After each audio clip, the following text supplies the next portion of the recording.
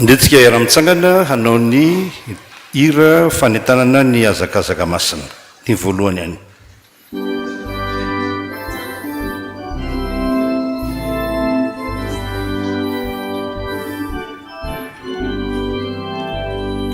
Jesu Kristy no mpamonjy tomposy azy amanitra Lazartsara, Laisiova Marakisa, Adeari, Isikaya, Aleluia, Ilasakasaka, Kutus, Ilasakasaka,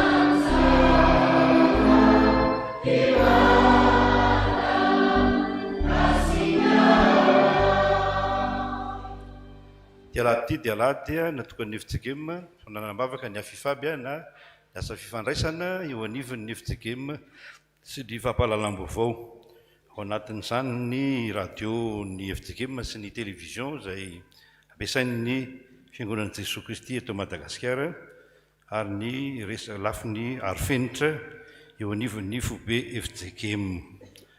Aminareo ny fahasoavana sy ny fiadanana avy amin'Andriamanitra raintsika Jesoa Kristy Tompo sady mpamonjy antsika. Amen. Andeha isika iombona amin'ny salamo 130 ka ny andininy 5 voalohany amin'izany salamo izany no iarahantsika mamaky. Salamo 130 andininy 5 voalohany iarahantsika amin'ny teran'Andriamanitra izany ary atsandrato ny feonao ka miobi an'Andriamanitra manao hoe miobi ho an' Jehova ianareo ry olo-marina fa mendrika ataon'ny olo-mahitsy ny fiderana. Miderany Jehova amin'ny lokanga, mankalaza azy amin'ny valitorofolo, miraha fiaram-baovao azy, mitendre tsara amin'ny feo fifaliana, fa mahitsy ny tenin'i Jehova ary ny asany rehetra dia mahatoky avokoa. Ty fahamarinana sy rariny izy, endrika ny famindram-pon'i Jehova ny tany. Amen.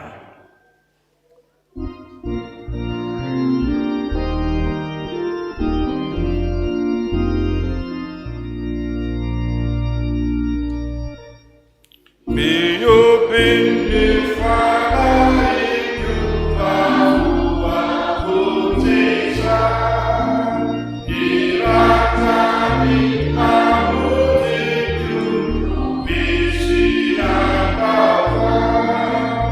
Io mi testo sin della futura casa si gentica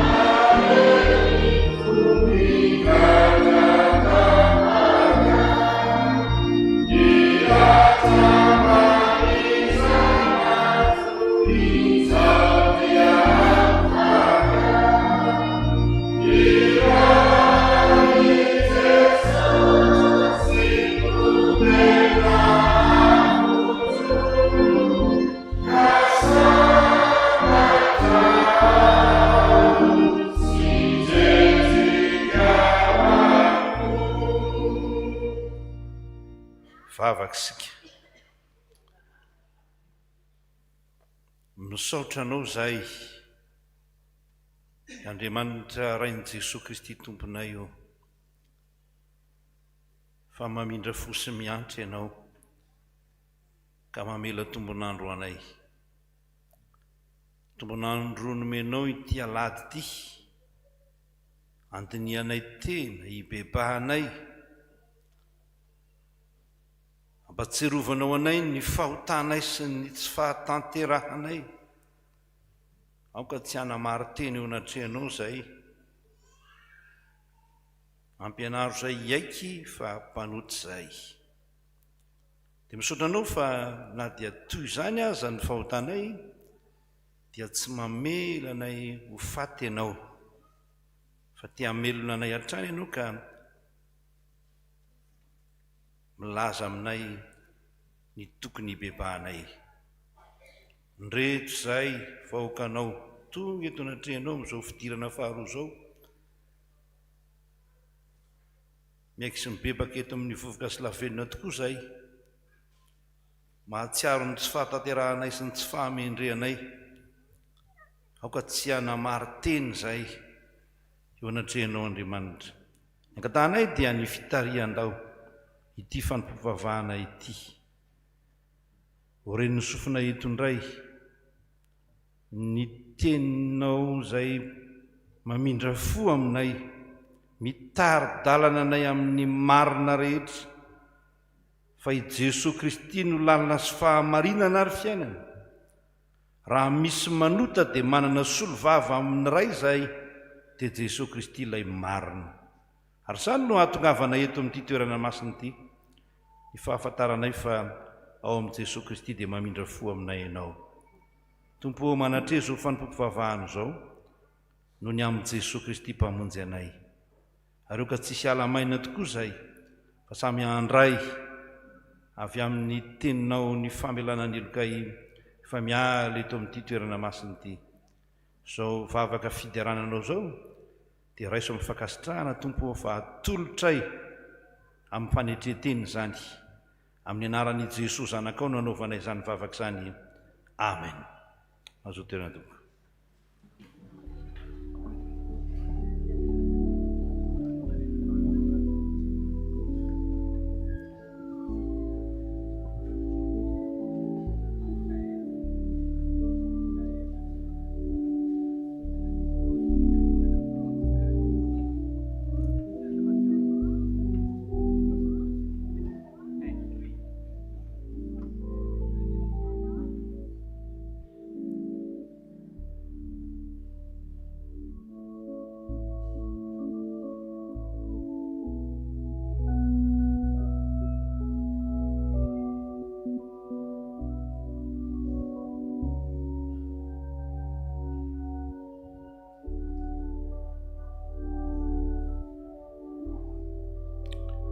Andrositsika izao amin'ny fotoana manokana ho an'ny ankizy sy ny tanora izay hoentin'ny zanako amintsika.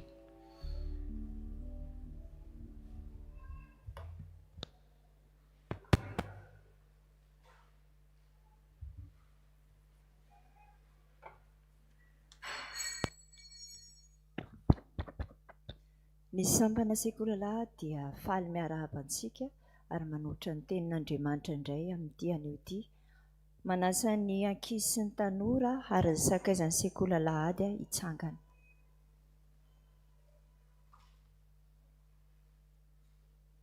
Hivavaka isika. Misaotra anao izay Andriamanitra fa nomenao tombon'andro pahasoavana indray afaka mihaino ny teninao. Ampianaro izahay aneho fitiavana amin'ny manodidina anay. Amen. Afaka mipetraka ianareo. Andeny ohabolana toko 7:17 no andraisantsika ny teny fampianarana indray amin'ity anio ity.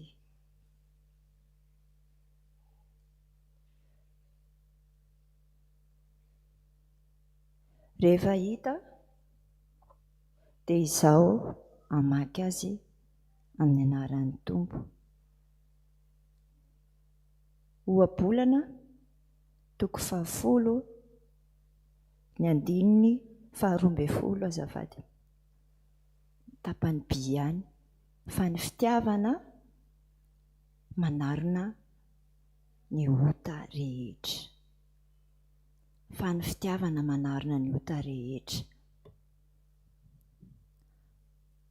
Mamarana ny karimy sika amin'ity andron'ny ity amin'ilay lohahevitra hoe mampandiny tena antsika ny tompo. Inareo ny zavatra voarayanao tamin'ity volana ity fa voafe amin'io didim-pitiavana voalaza ny soratra masina io ry havana ny fandinihan-tena. Fa ny fitiavana manarona fahotana maro. Fa ianao ve ry havana, izao ve mahay maneho an'izany fitiavana izany? Satria nataon'Andriamanitra samy manana samy hafa isika, tsy mitovy ny toetrantsika fa samy manana ny fihetseham-pontsika. Ny fanehoam-pitiavana na ny langage d'amour dia misy anankidimy. Andeha hofantaritsika anie izany. Ny voalohany amin'izany dia ny fifampikasohana ara-batana na ny contact physique. Ray aman-dreny, fino ny zanakao, safisafony lohany, horoa izy amin'ny fotoana mamety azy. Tantano izy rehefa eny an-dalana, misy fotoana izy mandalo ady sarotra mba homeo câlin izy. Aza ilika izy rehefa mba misakambina aminao, fa mariky ny fitiavana izany. Faharoa, teny mamy na ny mot d'amour. Andehantsika hianatra an'io fitiavana amin'ny alalan'ny teny tahaka an'Andriamanitra. Ahoana hoy ny voalaza ny soratra masina? Malala eo masoko ianao, tiako sady be voninahitra. Tadadio fa misy hery ny teny. Fa ny teny iray izay tsy voahevitra voalazanao dia mety miteraka ratra anaty ho an'ny zanakao mandritra ny androm-piainana. Ary manova ny fijerin'ny zanakao anao koa izany. Hevery tsara ary izay lazainy. Manomeza teny manome lanja ny zanakao, teny fankaherezana fa tsy teny manabaty na manambany. Rehefa misy fotoana izy latsaka any amin'ny fanadinana ohatra, aza debatiana izy ianao ty koa tena vendrana mihitsy, fa ampaherezo izy. Afaka manao tsaratsara kokoa noho io ianao zanako. Mahay mihoatra lavitra an'io, fantatra ianao fa afaka manao izany. Ny teny izay lazainao dia misy hery. Tiavo ny zanakao tahaka ny tiavan'Andriamanitra anao. Ianao tia ny zanakao ianao, na dia fa tsy hoe tiako ny zanako satria izy endry, satria izy mahay, fa tia fotsiny izy amin'ny maha izy azy. Fahatelo, fanomezana fotoana mamy na moment de qualité. Manana fotoana iarahana amin'ny zanakao. Fantatsika ry havana fa sarotra ny fiainana, mirotoroto lava, fa manomeza fotoana. Mety tia fantariny ny zavatra tiany, mety tia manao baskety izy ve na foty? Mba jereo izy rehefa manao match. Tia misakafo ve izy? Ento izy indraindray mandeha any amin'ireny restaurant ireny. Tsy voavidy vola ry havana na harena ny fotoana izay omenao ny zanakao. Tsy ny volanao rehetra no ilain'ny zanakao fa ny fitiavanao mihitsy. Anehoan'izany izy. Fanomezana cadeau, tolory fanomezana ny olona tianao. Tsy voatery mandany vola be fa le fanehoam-pitiavana ny tena zava-dehibe. Manohitra amin'ny fitiavana, antsoram-po, tadidio fa tadidiny zanakao foana ny fotoana mamy iny. Manampy na service rendu, izany hoe ho antsika ihany koa rakizy, tena ilaina mifanampy rehefa ao an-trano. Mety reraka ny asa ianao ry dada, vizana fianarana ianao rakizy, fahampiony iny. Aza manao hoe tsy asako izany fa asam-behivavy na izany ange ny asan'ny eny, fa ny zavatra faran'izay tsotra indrindra raha dia afaka hanampianao an'ireny. Antony andramantsika atao hoe tsy ao an-trano ao anatin'ny 4 orona eny, ohatrany ahoana ny paozin'ilay trano ao, dia ho hitanao tsara hoe lanja ny fisiany eny ao an-trano. Dia hampahery anao indray ry zandry, ry zanaka, ry ray aman-dreny ho efa taro ny fanehoam-pitiavana na ny langage d'amour ny zanakao na ny vadinao, dia andeha ho mpiaino-pakatoa isika fa tsy hoe mpiaino fotsiny ihany. Ny fitiavana manarona ota maro araka ilay ohabolana toko 12 teo. Ho anazy Andriamanitra irery ny voninahitra, ho amintsika ny fiadanana. Amen. Andesika hanao ny hira mialohan'ny hamakiana ny tenin'Andriamanitra sy hanaovana ny vavaka mialohan'izany.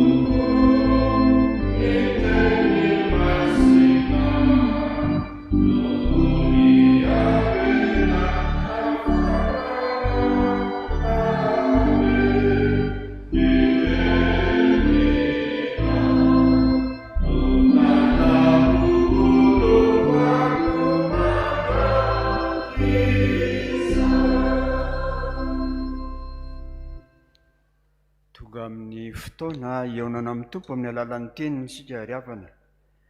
Ny teny ovakiana ho antsika dia ny salamo faraka amin'ny 50:12. Filazantsara araka ny Matio 7:1-5, ary ny Romanina 2:2-20. Melohan'izay dia angataka ny fanamasina sika elo lalina amin'izay rehetra hotanterahany. Vavaka sika tompoko. Saotranao izay Jesosy fa nataonao mpandresy ka tonga soamatsara eona aminao, ary manatanteraka fanekena fa hiara hiangona amin'ny mpianakavin'ny finoana. Saotra ihany koa fa tsy navelanao ho tamin'ny fotoana andalana noho ny fimbinanao tamin'ny tananao mahery. Ankehitriny ary izahay hamaky, hitory, hiaina, dia tsy ataonao latsa-danja fa ahazo tompony, satria ny teninao, ny toriteny ianonay no mampitombo ny finoanay. Dia tario izahay hamaky ny teny, nitondra ny hafatrao, indrindra izahay vaoakanao amafazana mba ho tany ahavokatra, amobe, ary hizara sy hijoro volombelona amin'izay rehetra alainay. Amin'ny anaran'o Jesosy ilay teny tonga nofony anaovana ny vavaka i. Amen.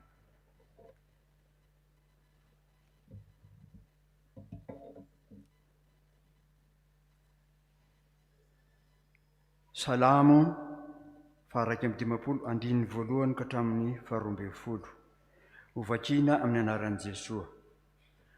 Mamindrafo amiko Andriamanitro araka ny fahasoavanao, araka ben'ny fiantranao vonono fahatsoko. Sasao madio aho mba ho afa-keliko, ary diovy aho mba ho afa-pahotana. Fahatsaroko ny fahatsoko, ary eo anatrehako mandrakariva ny fahotako. Taminao dia taminao ihany no namitako, ary izay ratsy eo masonao ny efa nataoko, mba ho marina ianao raha miteny, ary tsy hanatsiny ianao raha mitsara. Indro tamin'ny eloka no tiarahana ahy, ary tamin'ny fahotana no torotoronina ahy ny reniko. Indro fahamarinanao am-po no sirakao, ary fahendrena ao amin'ny afony no ampahafantarinao ahy. Diovy isopa aho ho afa-pahotana dia adio, sasao aho dia ho fotsy mangatsakatsaka. Ampandrenesy fifaliana sy faharavoravoana aho, hifalian'ny taolana izay voavakivakinao. Afeon'ny tavanao ny fahoriako ary ny fahotako ary vonoa ny eloko rehetra. Amrony fo madio Andriamanitro, ary avao zy orona marina fanako ao anatiko. Aza manary ahy hiala eo anatrehanao, ary aza manasitra amin'ny fanahinao masina amiko. Ampidio amiko ny fifaliana amin'ny famonjenao, ary toano fanamazoto aho. Amen.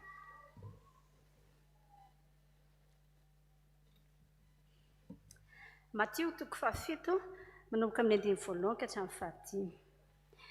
Aza mitsara mba tsy ho tsarainy ianareo, fa araka ny fitsarana ataonareo no hitsarana anareo, ary araka ny ohatra ataonareo no anoharana ho anareo.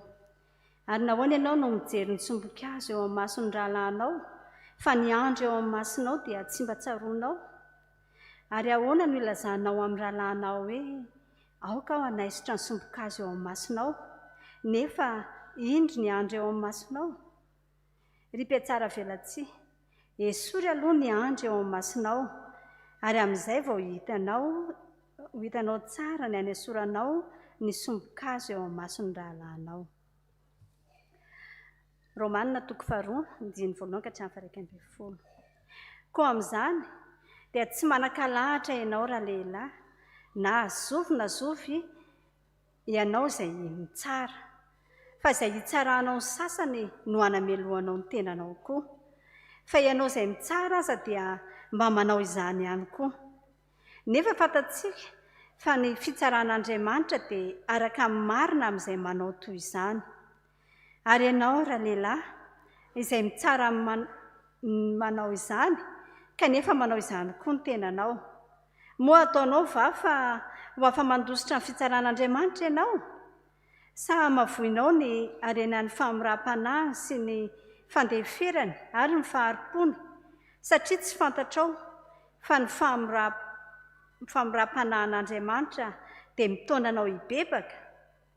Fa ny ditranao sy ny fonao tsy mibebaka no iraketanao fahatezerana ho anao amin'ny andro fahatezerana sy fampisehoana ny fitsarana marin'Andriamanitra, izay hamaly ny olona rehetra araka ny asany avy.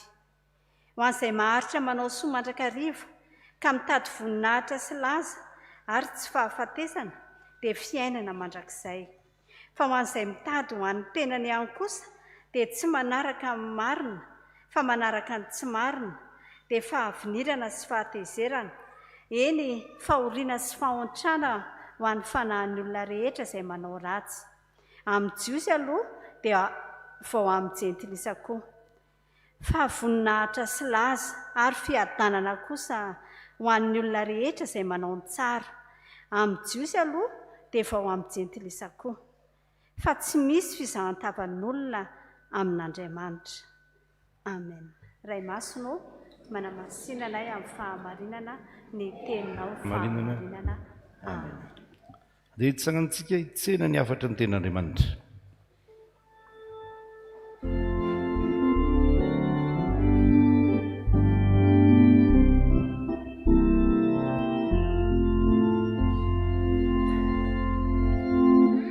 Io filasan-tsara soa dia ny fiainana,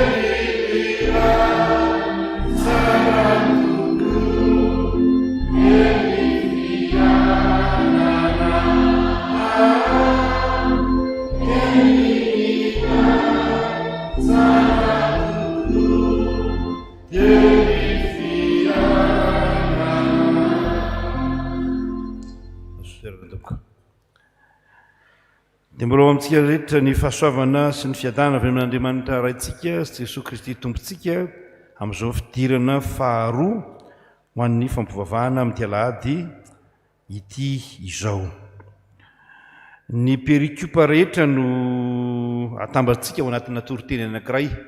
Nareo mpianatra amin'ny toroteny moa zany na ny setela na ny sefala na ny fitela mahalala tsara ny antsoina hoe grand homélie.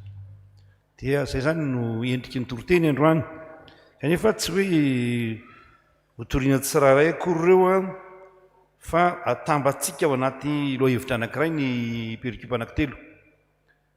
Dia rehefa atambantsika ao anatin'ny lohahevitra anankiray io zany dia atsointsika hoe ny fibebahana marina. Dia mbola ao anatin'ny karemy raha teo tsika izao. Izay fotoam-pibebahana, fotoana fandinihan-tena, fotoana fialana amin'ny fahotana, ny fibebahana marina zany ny resahan'ireo perikupantsika ireo. Fa mandinika ny tenantsika sika raha malala. Dia inona marina moa zany ny andehanantsika aty am-piangonana? Fanontaniana moa zany.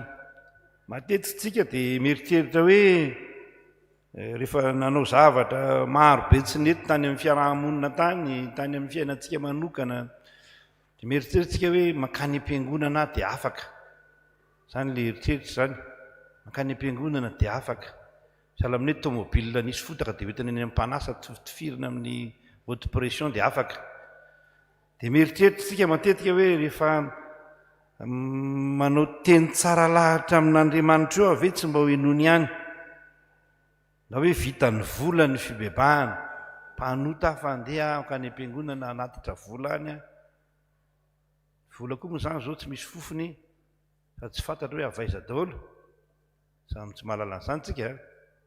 Rehefa mihaino an'ireny ataon'ny cour des comptes ireny tsika dia lasa nieritreritra ihany. So any amintsika any ireny zavatra ireny. Dia mieritreritra zany tsika. Dia mieritreritsika hoe vitan'ny asa soa nataontsika ny fibebahana. Na ny voady fanotom-baovao izy ny hiran'ny chorale izay.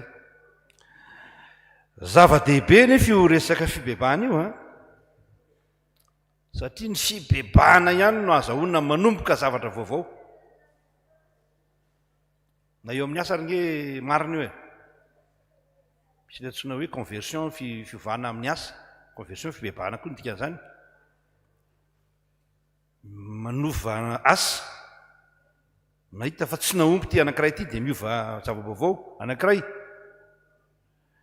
Raha ty amin'ny lafiny ara-panahy raha zay ny tianareo tenenako azy, dia manasitrana ny ratra ao anaty navelan'ny fahotana ny fibebahana.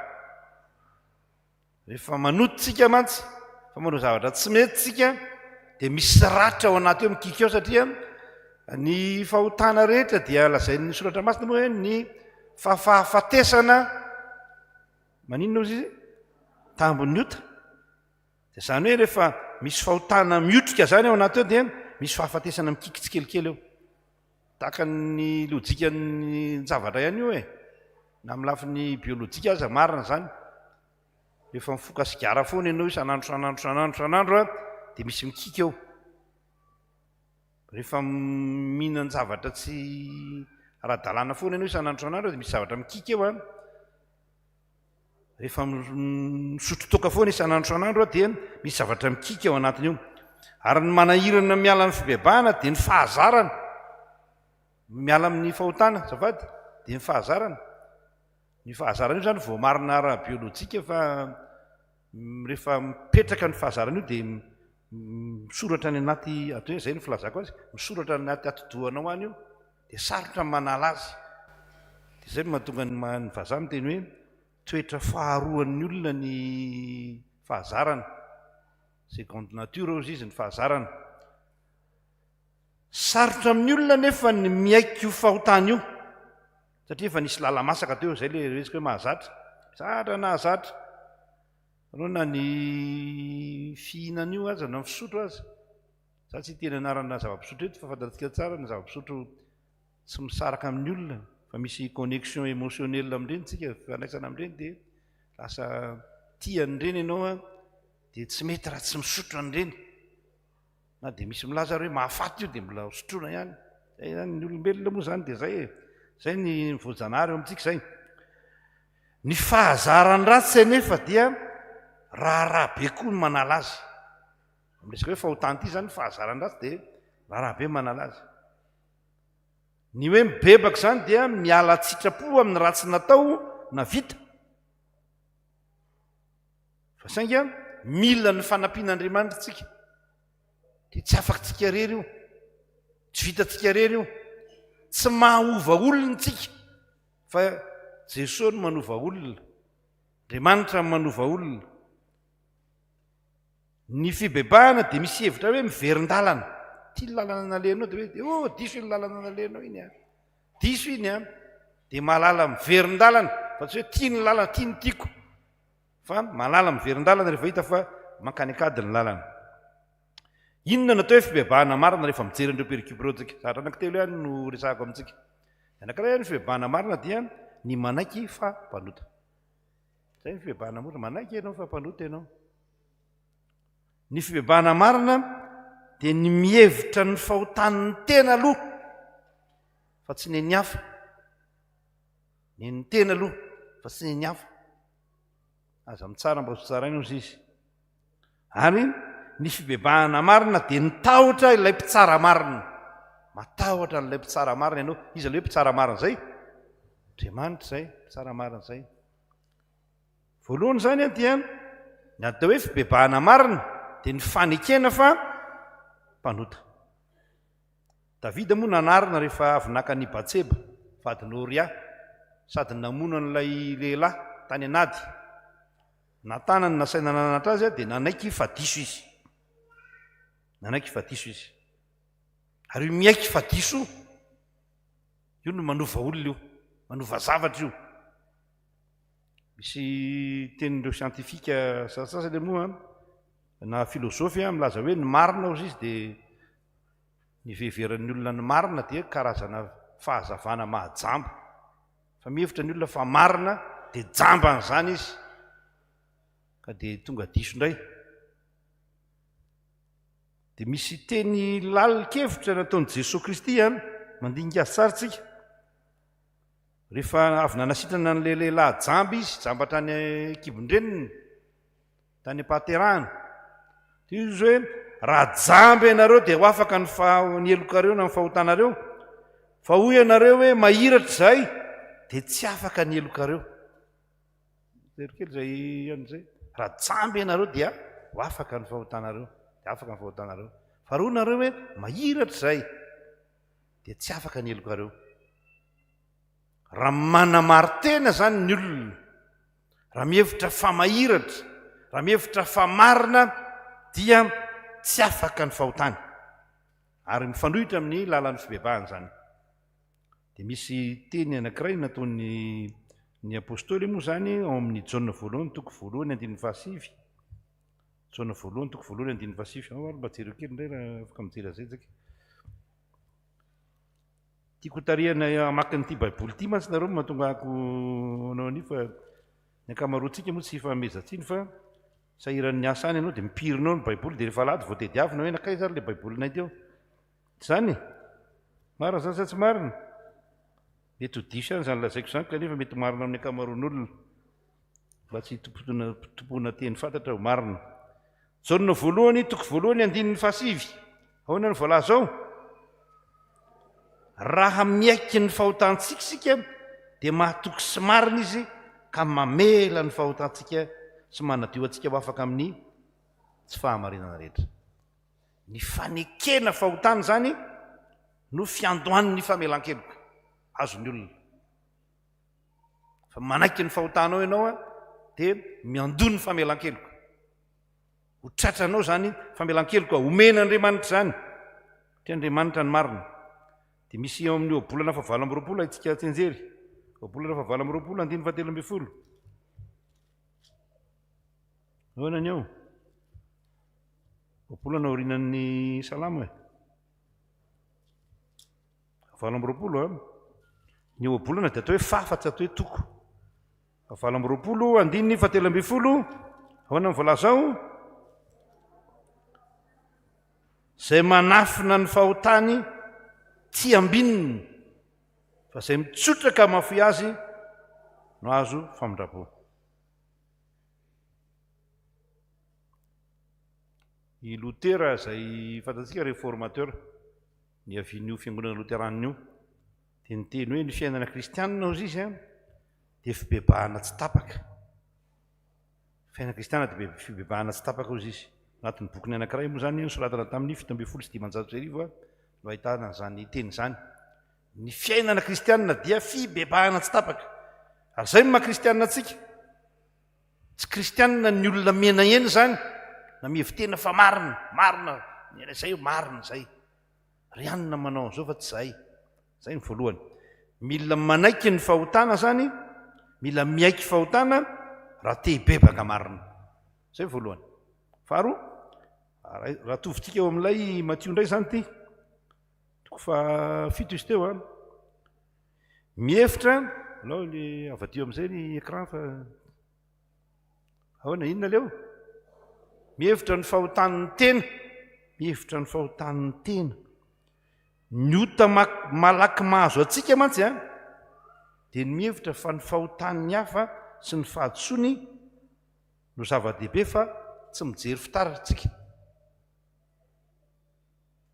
No izany mba miteny hoe iry petakoriny ry kanefa ka indesiko ianao. Zany izy indesiko koa ianao fa tsy iny fotsiny petakoriny olona iny mety marina lazainao kanefa indesiko koa ianao. Mora ny mitsara namana fa sarotra ny mitsara ny tena. Kanefa raha te hibebaka marina dia atao izany. Mitsara tena ianao fa tsy mitsara ny hafa.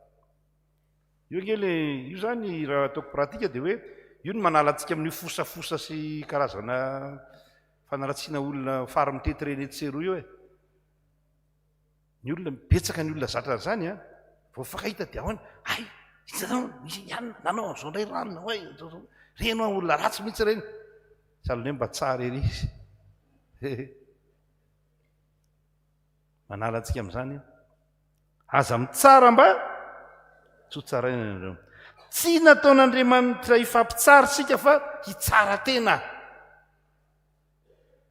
Raha mahay an'io manitsy tena io ke tsika paradisa ny tany. Izay ny tena olana amin'ny fiarahamonina na ty am-piangonana io na mpiasana io sy indrindra dia ilay fiheverana fa marina. Io no mampidi-doza ny fiarahamonina. Fiheverana ny hafa fa diso ny hafa iny olona iny, ratsy iny, ratsy rakoto iny, ratsy raha vao iny, ratsy raha anina iny. Eo ambadika izay hoe ratsy izay dia hoe tsara ako, tsara ny tenako. Dia mampalahelo moa izany tsika malagasy ity izany mana ratsy olona tsy hevitra mihitsy raha naratsy tare olona izany dia tena misy olona dia sahala amin'ny hoe efa misy tandrony mihitsy raha filazantsika azy. Jereo tsara eo anatinareo tanora moa mijery an'io Facebook io fa dia be dia be ny zavatra lazain'ny olona dia indrindra fa amin'izao hoe anangana gouvernement asiana izao asa nateo ministra ny sasany dia ratsy ny hafa. Raha n'io rehelan'ny ministra teo tena olona tsy lamina mihitsy fa aza tao an'iny tsony tsy hidirako ilay politika fa resahako fotsiny le hoe manaratsy olona dia manaratsy olona tena tsy mahay ninina mihitsy raha kotra be toy ny milaza hoe zaho no mahay na midoka tena. Evitokafateny io mantsy karazana karikatura io sary hitatra. Karikatura izany raha atao sary. Ianao izany mihevitra fa olona tsara tarikely ianao, mahafinaritra, baribary maso, petrapetraka tsara ny endrika rehetra. Izay ny fiheveranao ny tenanao. Rehefa mijery anao ny olona hafa noho izany ny fijereny anao kay fa tsy tena izay tokoa. Ka aza mitsara mba tsy ho tsaraintsika. Ary io ilay tena hoe mitsara tena izany dia manaisotra ny andry eo amin'ny masonao, ny fahotana be eo aminao no esory aloha fa aza ny fahotana kely ny olona any no manahira-tsaina anao. Izany nge ny fiainana kristianina rehefa tena resana izany ny etika kristianina fiainana kristianina io dia hoe aza mitsaratsara olona na iza na iza. Fa soratra masina moa ty tsy misy marina na dia ray akory azy. Zay ilay pratika raha tsy mitsara ny hafa io tsika dia mandamin-javatra be dia be eo. Mandamin-javatra eo. fa ny problemantsika dia tsika mitsara ny hafa mahita solavatra kely lafatra kely misolifatra kely dia hoe misy fiteny malagasy teny malagasy ty fa tsy hoe miteny olona akory amin'izay hoe ndesoka sy nipetakorona ozy izy ka aza mifanaratsy teny gasy zany oabolana zany ndesoka sy nipetakorona samy petaka ihany fa aza mifanaratsy zay ny olombelona tsika malagasy moa zany dia antsony hoe gasy petakorona tsika raha oharina vazaha samy petaka zao samy gasy zao ihany aza mifanaratsy fa mihoatra noho zany samy zanak'Andriamanitra ka aza fanaratsy na mifampitsara Andriamanitra ny mpitsara fa tsy isika zava-dehibe zany le hoe tsy mifampitsara tsika raha mamanky an'io texte ianao aza mitsara mba tsy ho tsaraina ianareo matotoko fafito zany fa araka ny fitsarana ataonareo no itsarana anareo araka ny ohatra ataonareo no anoharana anareo le oabolany resahako teo zany nahoana ianareo mijery osompikazo eo amin'ny mason'ny rahalahinao fa ny andro eo amin'ny masonao dia tsy mba tsaronao betsaka ny olona tahaka izany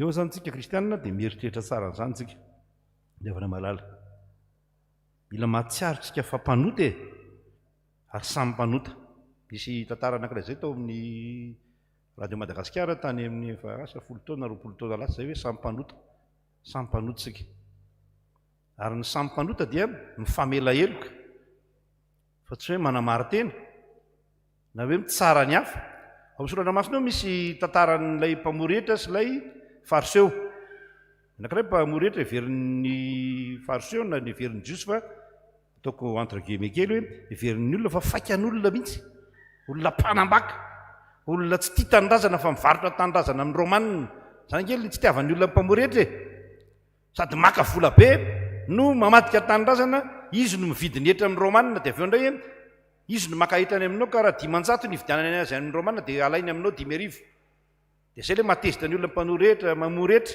ry zaka iosy dia anisan'ny lehibe mpamoretra dia hoy Jesosy hoe nisy roalahy izy nitsangana teny amoron-dalana ny anankiray mpamoretra ary ny anankiray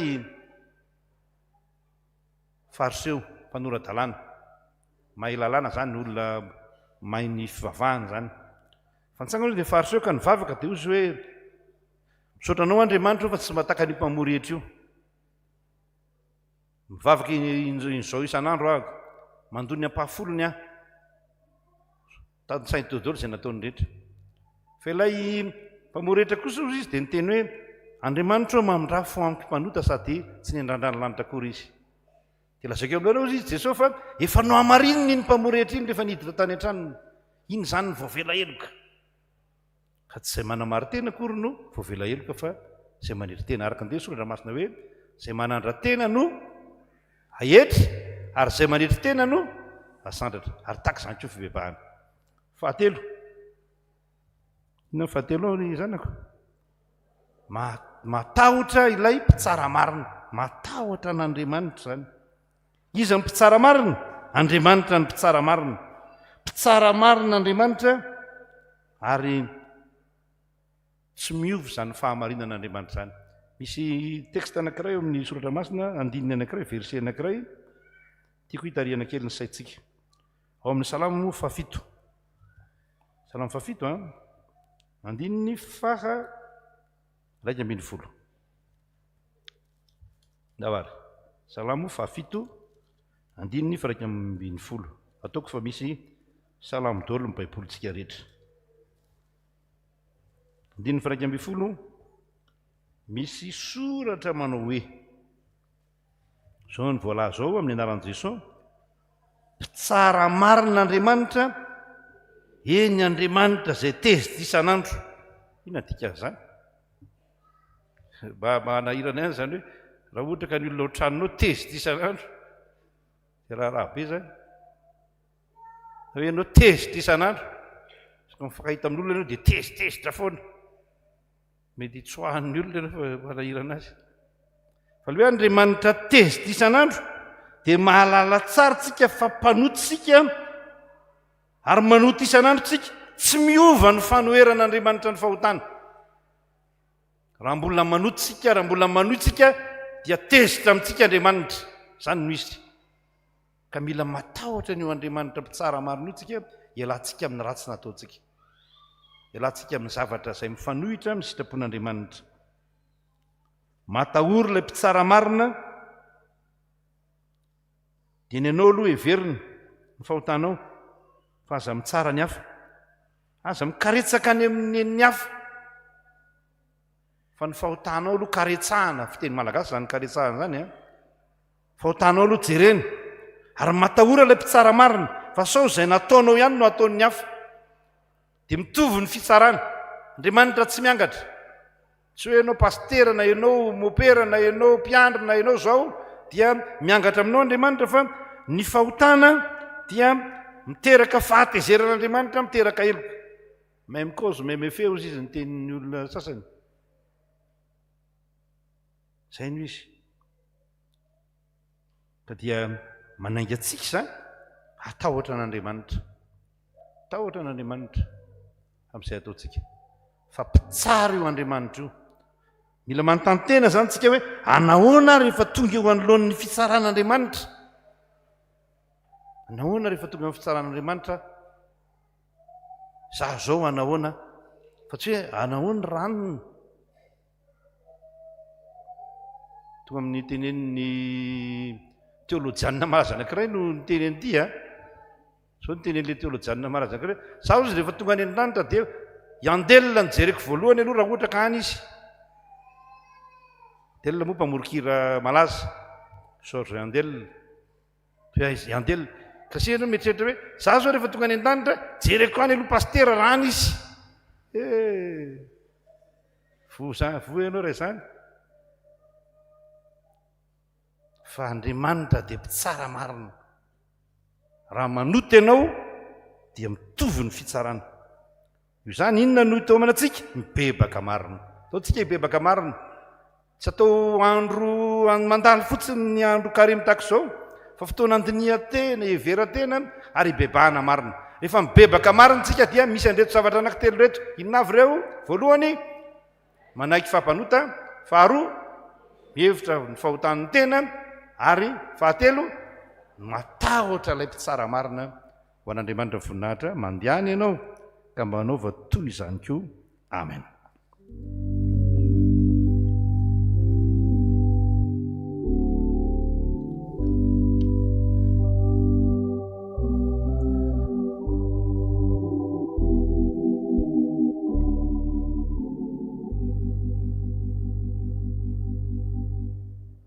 Favakitsika tompoko.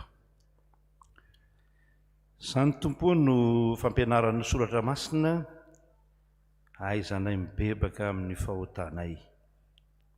Fa tsy olona manamary-teny izay na mitsara ny hafa, na tsy matahotra an'Andriamanitra, fa tena hiaiky ny fahotanay tokoa, dia miaiky eto amin'ny vovoka sy lavenona izay fa mpanota Andriamanitra. Tena mpanota izay, mpanota hiringiriny tokoa. Ary raha ny fahotanay dia tsy manantena fahafahana izay, fa ao amin'i Jesosy Kristy ihany no antenainay fa hanafaka anay. Koa dia hanao vavaka mangina izay ho fibebahana, ho fiekena fa diso eo anatrenao. Mba marino amin'ny ran'i Jesosy Kristy re izay, ary hisorony ny fahotanay sy ny helokay. Aza vela ho hitan'ny masonao zany, sarony amin'ny famindram-ponao, amin'ny fitiavanao zany, ka avela heloko izay. Ambaranay zao ny fahotanay, Tompo, ary miaino ny vavakay fa Andriamanitra marina ianao.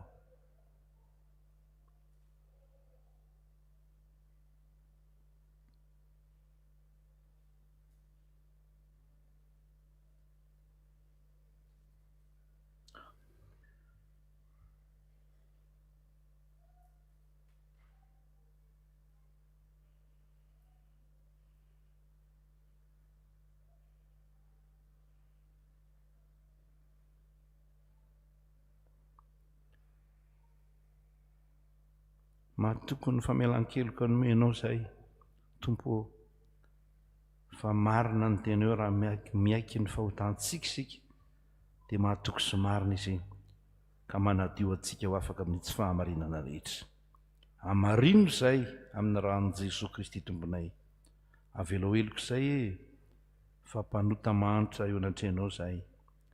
Mahatoky izany famelan-keloka sy fitiavanao izany izay Tompo. Amin'ny anaran'i Jesosy Kristy Tompo sy mpamonjy anay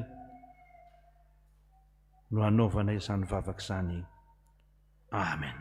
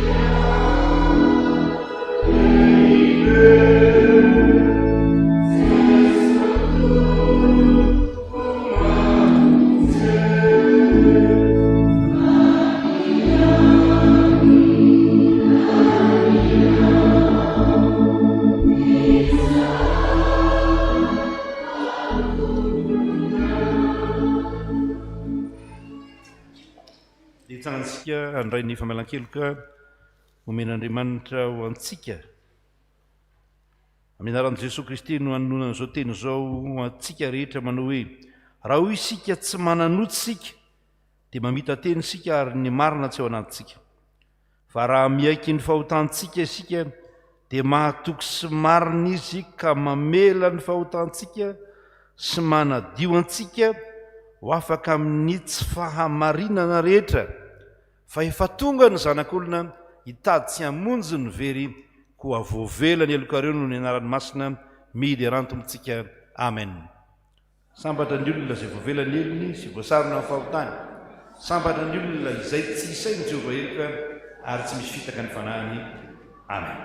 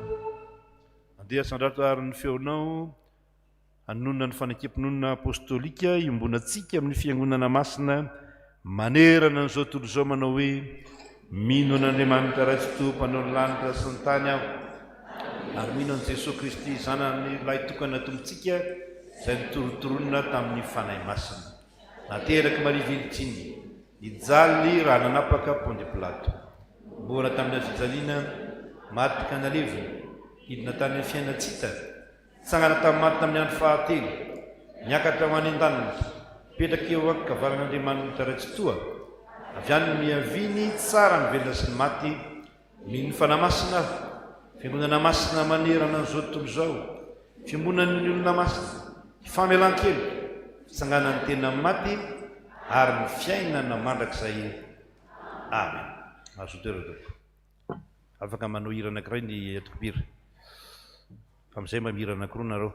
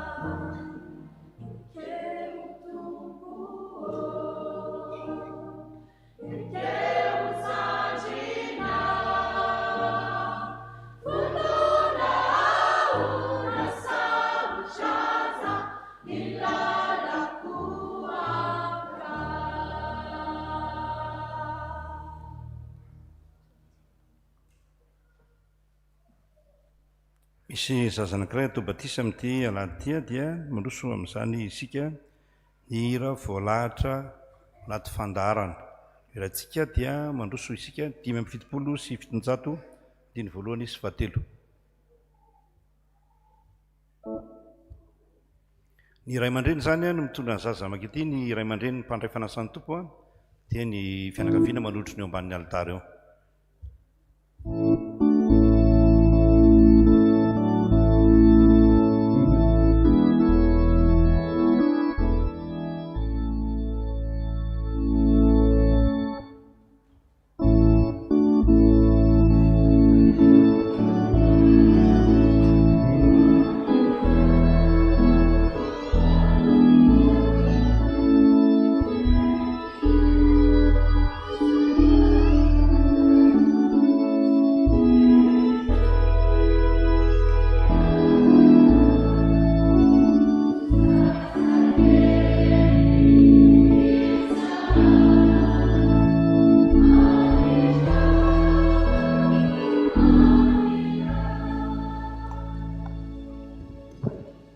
Misy andiny manaraka tsy raha ihany ny andin'io fa misy anankiray faharoa.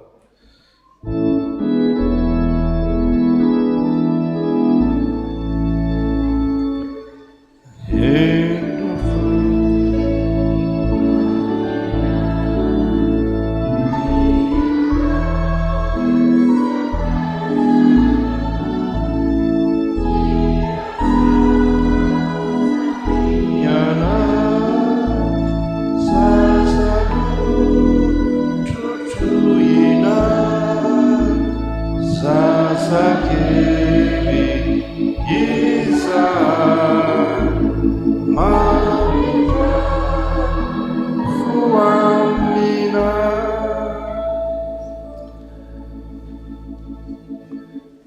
malala fifaliana no resantsika reto namantsika reto izay manavao ny fanoloran-tenany sy manolotra ny zanany ho an'Andriamanitra amin'ny alalan'ny sakramentan'ny batisa.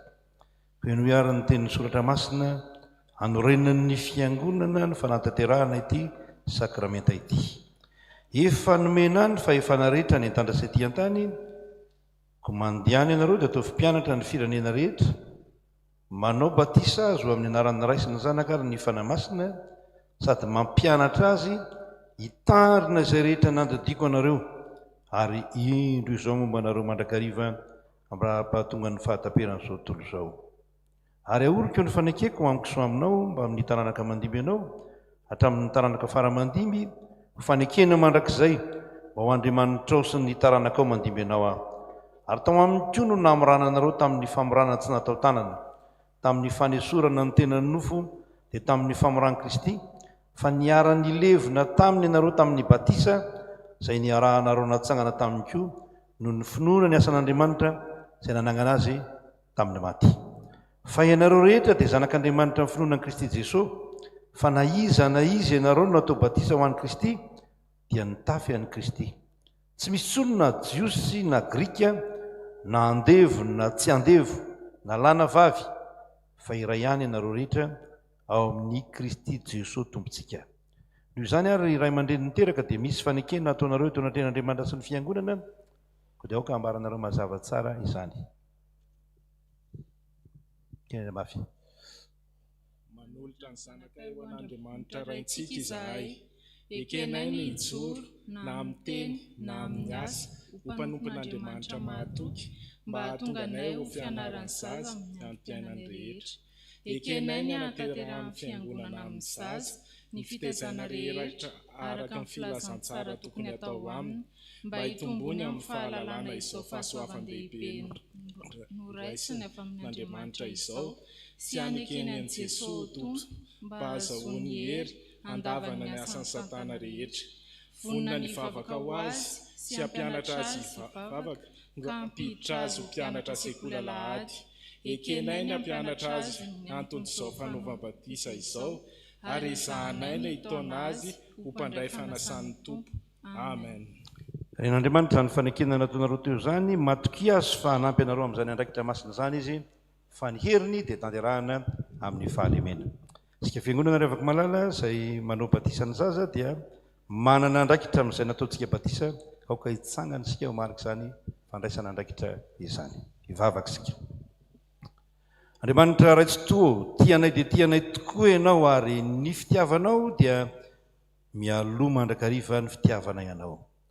Tsaronay izao ny didin'i Jesosy Kristy tomponay sy ny teny fampanantenana nomeny tamin'ny nanorenany sakramentan'ny batisa, koa mitalao aminao izay raha io, manatrehanay. Aoka ny fanahy masina hanome hery ny asa tanterahany eto ampanaovan'izao batisa izao, fa rano mamelombelona ny zavaboary ity, ary manasa ny lotony nofo, mba ho famantarana ny fanadiovana anay ao amin'ny fiainana vaovao amin'ny Kristy ane izao, ary ty zaza atao batisa ty aneo voaray mandrakizay eo amin'ny fanekenao. Ampitafio ny zanakao izy, ampiraiso endrika aminy noho ny asan'ny fanahinao masina izay mitarika azy isan'andro ho amin'ny fanomezam-boninahitra anao mandrakizay, amin'ny anaran'i Jesosy Kristy zanakao mpamonjy anay, no anaovanay izany vavaka izany. Amen.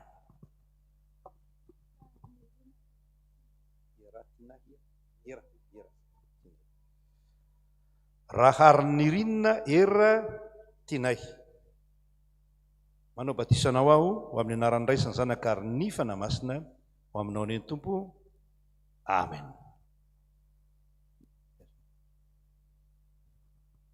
Vavaka isika. Faly misaotra anao zay Tompo, fa tanteraka ny fanindrininy reto ray aman-dreny reto, miombonainao amin'i Jesosy Kristy izao ny zanany, ka isan'ny vahoaka ny fanjakan'Andriamanitra.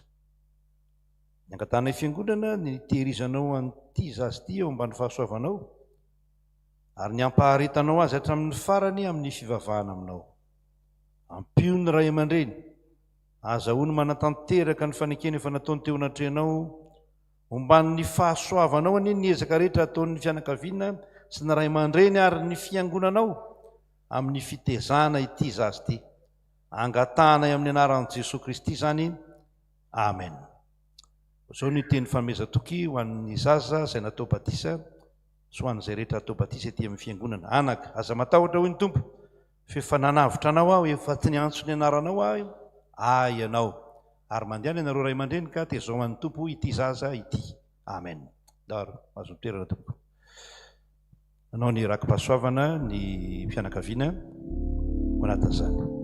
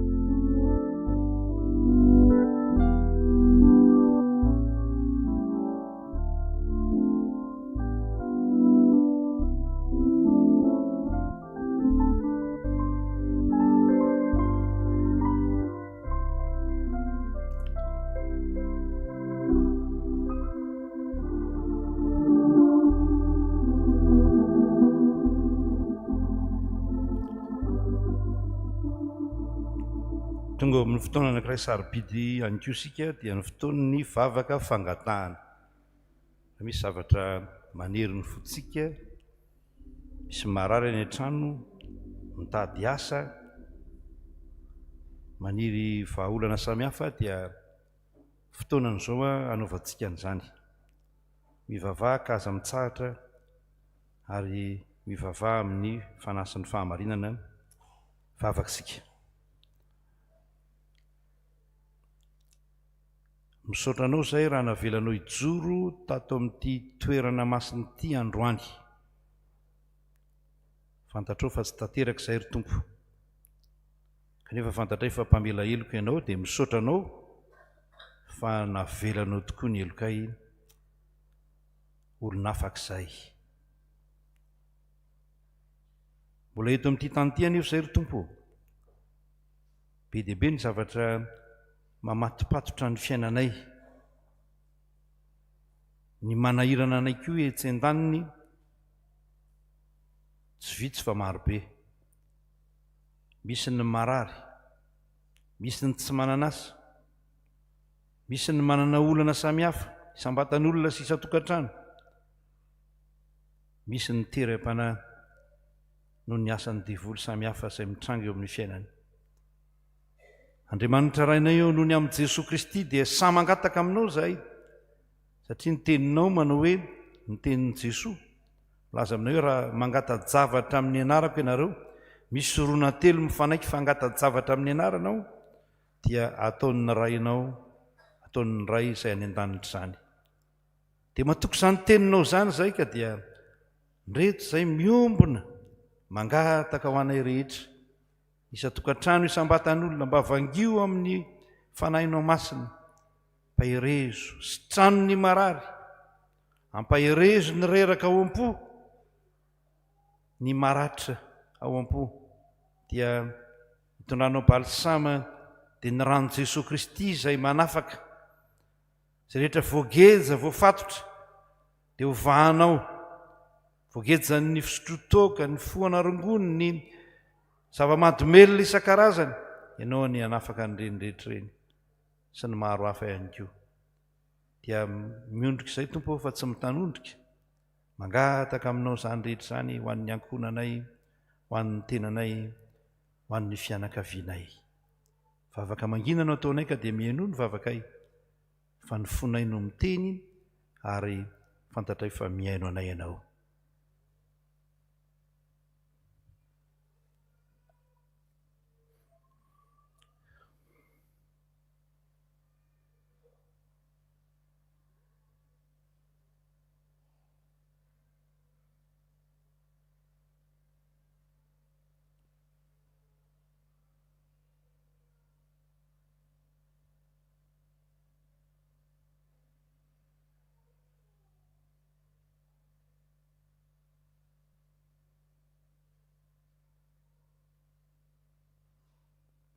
misaotranao sady zay no ny valim-bavaka omenao fa toy ny nahazo sady zay toy ny efa nandray avy aminao zay ka dia misaotranao dia mivavaka izay ho an'ny isam-pianakaviana tahinao zany isam-pianakaviana zany ary izay nangatahany sy ny rininy fony sy ny tonon'ny molony teo anatrehanao dia ho tanterahanao an'izany tompo dia mivavaka izay ho an'ity fiangonana misy anay ity ireo asa marobe izay tsy ho tany sainay fa maro ny asa miandry misy tebiteby ihany amin'ny tompona andraikitra samihafa misy ny avizanana misy ny vesatra samihafa izay lanjaina mangataka aminao zay ho maivana ny entanay raha miaraka aminay ianao fiangonanao ity ho ilotera mpanomponao ka aokenao ny ikarakara azy dia mahatoky zany zay tompo mahatoky zay fa tsy tsangamenatra ny mpanomponao manao ny asanao eto amin'ity fiangonana ity na ny asa fitoriana ny filazantsara zany na ny fananganana foto-dravitra azy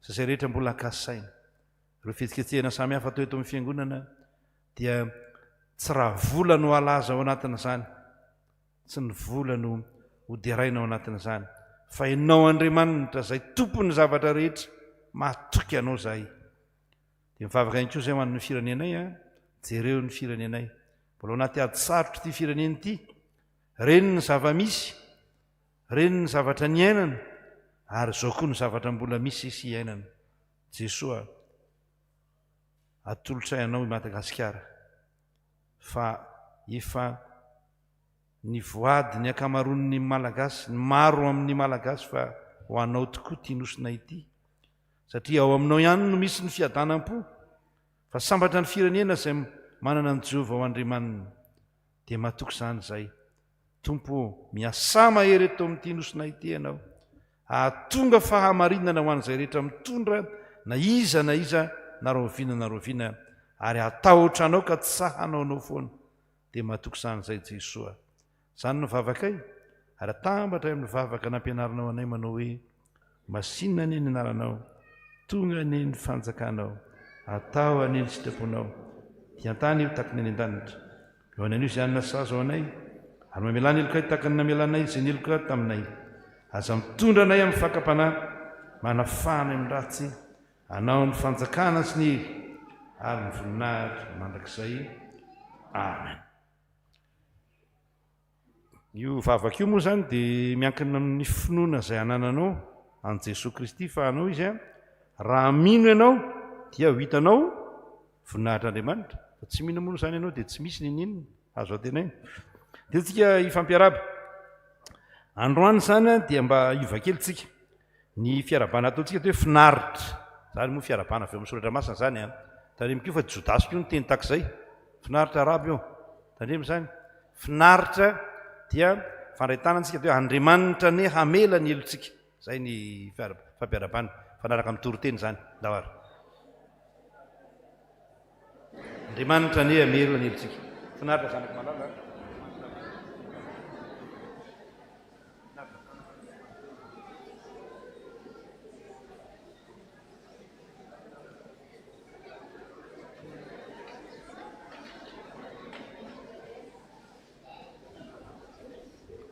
mahafinaritra be zany fiarabana zany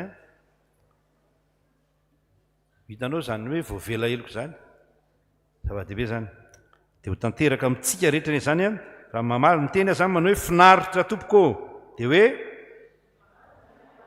Andriamanitra ne hamela ny elontsika tahin'Andriamanitra tompoko zao tsika dia miditra eo amin'ny fitina raharahany fiangonana aorianan'izay dia misy olotenan'ny komitin'ny fanorenana anao fanentanana foy ndawary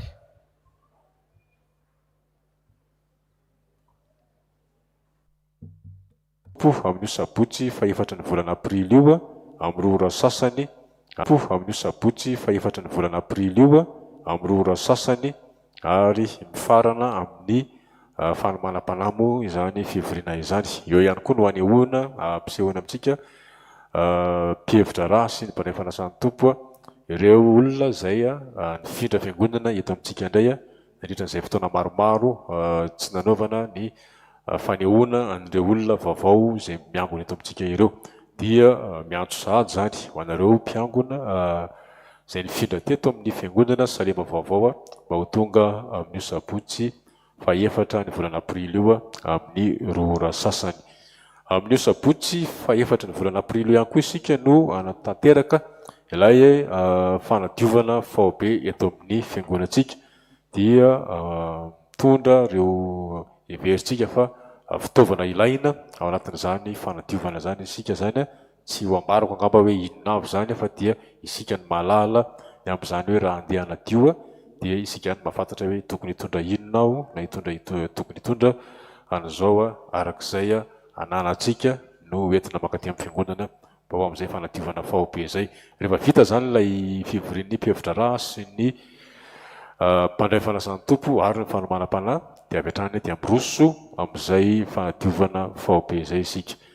Ny alahadin'ny Paska moa zany miatrika izany isika tsy misy miova ny fandaharam-potoana miditra indro tahaka ny mahazatra ihany amin'io alahadin'ny Paska ny 5 ny volana aprily io. Ny valopin'ny Paska moa dia fantatsika fa ho an'ny fandorenana iny afaka mandray sahady sika teny zao efa misy izay valopin'ny Paska izay.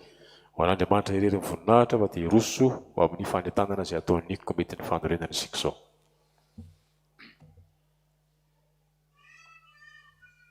Dia miaravatsika rehetra aminaran'ny tompo-ry-havana amin'ity alahady ity.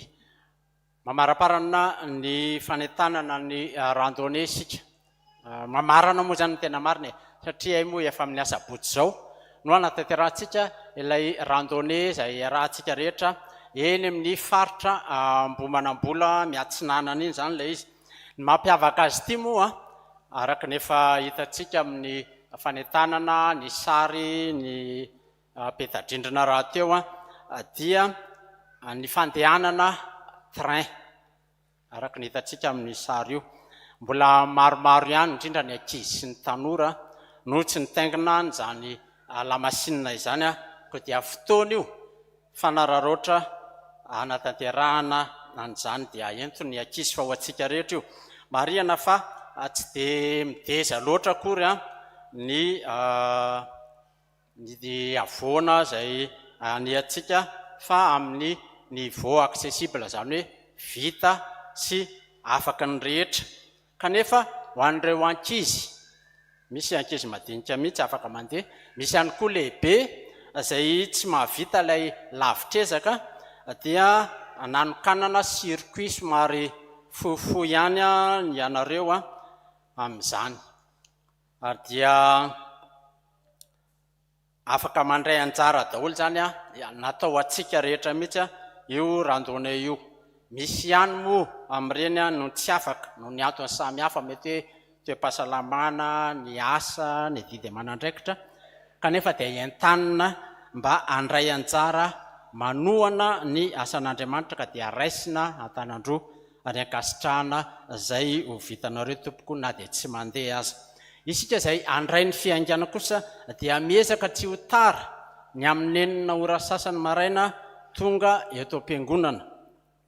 Ohatrany hoe miditra premier culte indray zany tsika reto amin'izay mamonjy an'ilay amin'ny 9 ora sasany dia misy manontany hoe andeha hanao rody be ve tsika zany makeny amin'ny gara mandray ny lamasinina sa ahoana dia mandeha fiarakodia isika mianga eto amin'ny fiangonana. Ny mahatonga an'ilay hoe mba miaraka tsika dia kendrena tsinona mba hoe ho iray wagon zany dia tsy misaratsaraka dia mifankafantatra tsara dia efa manomboka dia ny ety ampiaingana sady zany le ambiansa amin'ilay randonnée. Afaka mihirahira tsika satria tsika ny ao anaty wagon dia misy animation samy hafa. Rehefa tonga ny Ambohimanambola tsika dia misy ny loasa maitso mavana tetezitsika, misy ny avoana izay anehantsika dia misy ilay tendrom-bohitra tsona hoe Ambohitrandrenana ary mety taja tsika ty alavitra ety ilay izy rehefa mandalo amin'iny toerana iny fa mba tsara koa zany hoe tena mianika makeny tsika fa eny tampony eny dia mahita ny manodidina rehetra. Rehefa avy eo dia midina somary mihodina makao amin'ilay zaridaina hoe rose kely sika miseho amin'ny sary eo moa zany le rose kely tena kanto dia kanto ilay izy ao no maka aina misy amaitso azanaovana zany ao a, ao koa maka sary fahatserovana eo anivon'ny akantony zavaboary zay raketin'io zaridaina io a, ary ao koa isika rehetra no miara misakafo toy ireny manao piknika ireny ao anaty zavamaitso zany. Araka izany dia efa azontsika sary an-tsaina sady mety ambiansa afinaritra be zany a io randonnée zay iarahantsika io. Tsy ho hariva be sika mody fa kendrena ho amin'ny 3 ora sasany eo ny tolakandro dia ho tafaverina aterin'ny fiarakodia eto Salema. Ny fandraisana anjara moa dia 40 000 ariary mihoatra. In'ilay mihoatra iny ilay antsoina hoe fanahin'ny fahafoizana. Efa anatin'izay daholo ny frais samihafa, ny guidage, ny train, ny fiarakodia, ny sakafo, ny rano fisotro, ary izay mety ho surprise kely. Iny moa efa fantatry ny mpanao randonnée rehetra iny. Koa dia andray atsika eo ivelana eo ny komity ny fanorenana rehefa mirava. Dia manentana atsika rehetra fa atsika rehetra io na kely na lehibe. Zay ny sabotsy. Fa ny alahady kosa 7 marsa anatin'ny fampopavahana tahaka izao ihany dia anao rodorodo ny fanorenana sika. Ka ilay rakitra faharoa fanao tsika, rakitra ho an'ny fanorenana isaky ny alahady iny dia ho aterintsika ety anoloan'ny altara amin'ny endrika rakitra soa. Isika moa dia efa napatsahivina, efa fantatsika tsara araka ilay devis netantsika ny zaraina iny fa hiatrika n'ilay fanaovana dalina ho an'ny rihana voalohany ao amin'ny tranobe sika. Koa dia mila ny fanohanantsika mihitsy zany dia io rakitra soa io zany no anaovantsika azy. Mety hoe ity rakitra rotsako ity mahazo ciment raiky tapo iny, ity vidina vy miisa 5, maninona moa mety hoe vato kely 1 mètre cube mihitsy no arotsako any. Santatra ihany eo amin'ny herin'io fa ataontsika isaky ny alahady farany isam-bolana izy io. Toy izany ihany koa isika rehetra izay mandray fahasoavana manokana tamin'Andriamanitra mandritra ny volana, amin'ity volana marsa ity zany zao dia amin'ny herin'io lahady farany 7 marsa io mety hoe manana tsingeritaona samihafa ianao, anniversaire, mariage sy ny sisa, hijoro ety amin'ny altara avokoa hoentina mbavaka mba hitombo fahasoavana trany ary hisaotra an'Andriamanitra ihany koa amin'ny alalan'ny rakim-pahasoavana. Ireo rehetra izay nanentanina antsika ireo dia entitsika miatrika ny asa fanorenana avokoa. Ka mba tsy hijanona ho teny faneva fotsiny ny hoe maefa be mandrakariva ao amin'ny tompo, fa tena fiainana pratika sy anehoantsika kristianina ny finoantsika miatrika ny asan'Andriamanitra. Dia ho azy rery tompon'ny asa ihany ny voninahitra. Misaoran'Andriamanitra ry havana malala noho izany rehetra izany. Fantarareo fa tsy fanoko loatra moa zany manatitra ny zavatra efa resahana tetsy fa misy zavatra vitsivitsy any ny ho resahako kely. Anankiray mikasika an'ilay hoe fahasoavana moa zany dia zao no tena filozofia an'iny hoe ny zavatra rehetra mitranga amin'ny fiainantsika dia kasihin'Andriamanitra avokoa, kasihin'ny fiangonana avokoa. Zay mantsy ny olona ny fiangonana hatramin'izay, tsy hoe fiangonana teto akory zany fa ny fiangonana rehetra tahaka izany mihitsy. Sahalan'ny hoe tsy mahakasika ny fiainan'ny olona izay ataony. Fa zao zany tsika zao manomboka zao izay manana anniversaire, manana fahasoavana sy ny rehetra, iny ny zava-dehibe. Fa tsy le hoe rakitra moa zany ny tena hoe ngeda be, fa tongotsika hoentiny eto amin'ny altarantsika ho an'izay na anniversaire mariage amin'ny alahady zao zany zao dia nandritra n'izay janvier, février, mars zay. Izay nanana anniversaire mariage, natao batisa, mety ny anniversaire naterahana sy ny sisa, dia reny zany dia hoentina mbavaka mba ho voakasiky ny tompo ny fiainantsika mandavanandro fa tsy ny aty am-piangonana ihany. Zay zany ny anton'iny. Dia ny rakitra moa zany iny dia fanafahafoizana iny tsika no mahalala, zay nomeny tompo antsika.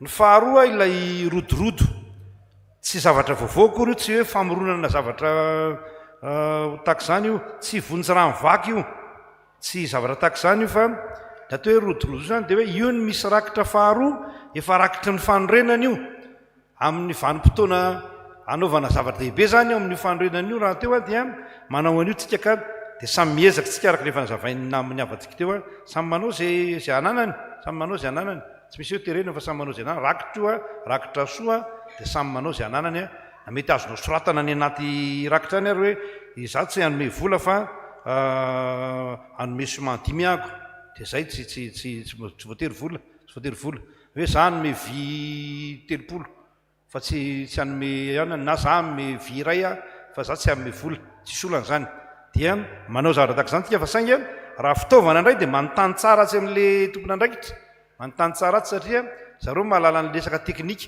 amin'ilay resaka fitaovana dia tahaka izay zany le izy dia mety taratasy kely no alefantsika eo miankina amin'ny adresitsika sy ny rehetra contacta izaho a dia afaka ny amin'ny fasika tsasaky ny metra cuba ohatra zany dia manao an'izay tsika zany tahaka izay zany le fanao isam-bolana ho an'ny rakitry ny fanorenana zay zany rehefa namalala dia ny farany moa zany tsy voalaza teo mihitsy dia ho resahako dia ny hoe misy fitenin'ny olona manao hoe raha tsy misy vola dia tsy misy nininna azo atao zany moa zany fa aty amin'ny fiangonana tsy zany aty amin'ny fiangonana raha tsy misy vavaka dia tsisy nininna azo atao fa tsy mivavaka ianao aty a tsisy nininna azo atao na dia manam-bola azy io vola io arakaraka ny anana anazy dia mampiady io fa rehefa mivavaka dia tahaka izany le izy ka amin'ny alahady zao tsika zay tsy voalazan'ny tompona andraikitra teo moa zany amin'ny alahady zao zany ny komity a dia miantso atsika ho nelanelany culte anankiroa azo atao foana mampianatra sekololady fa tsisy olana ny fitana sekololady nelanelany fampivavahana anankiroa tsika dia anao fampivavahana aty amin'le trano be atsy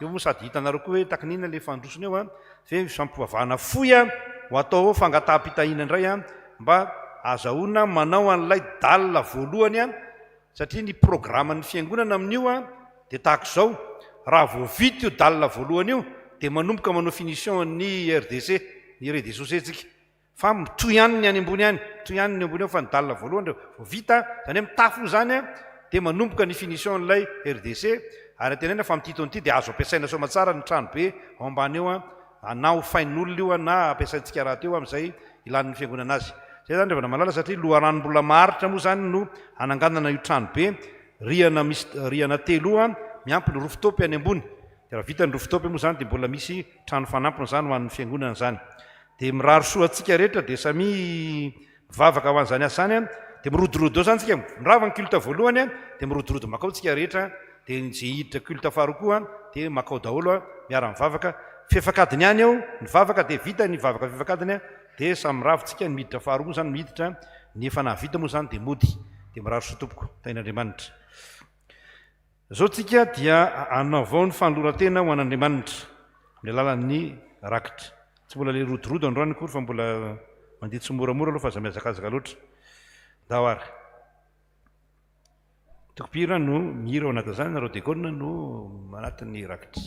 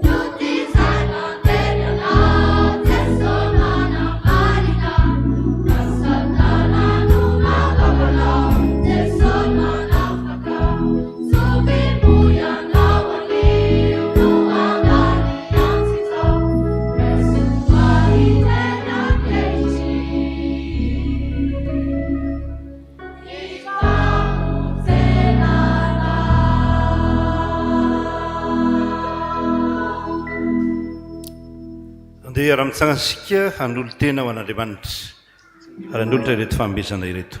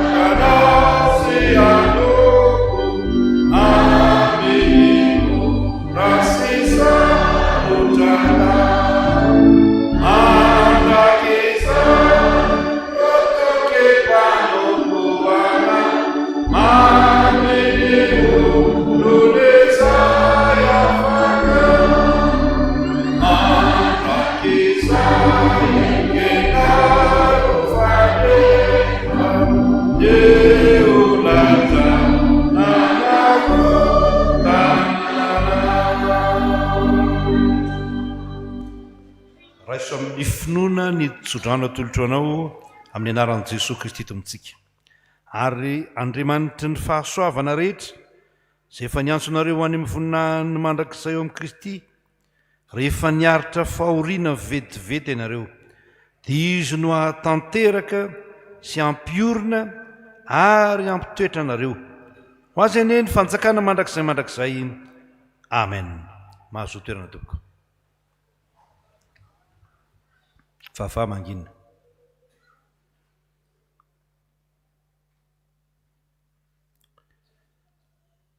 Dia ho anao Andriamanitra tokana sady hendry ireriany ny voninahitra amin'ny anaran'ny Ray sy ny Zanaka ary ny fanahy masina. Amen. Samy hotain'Andriamanitra tompoko tsaroa fa dia randonnée zany amin'ny sabotsy ho avy zao eo ivelany eo ny soratana anarana dia misy koa ny rodorodo sy ny fiaraha-mivavaka amin'ny alahady ho avy zao.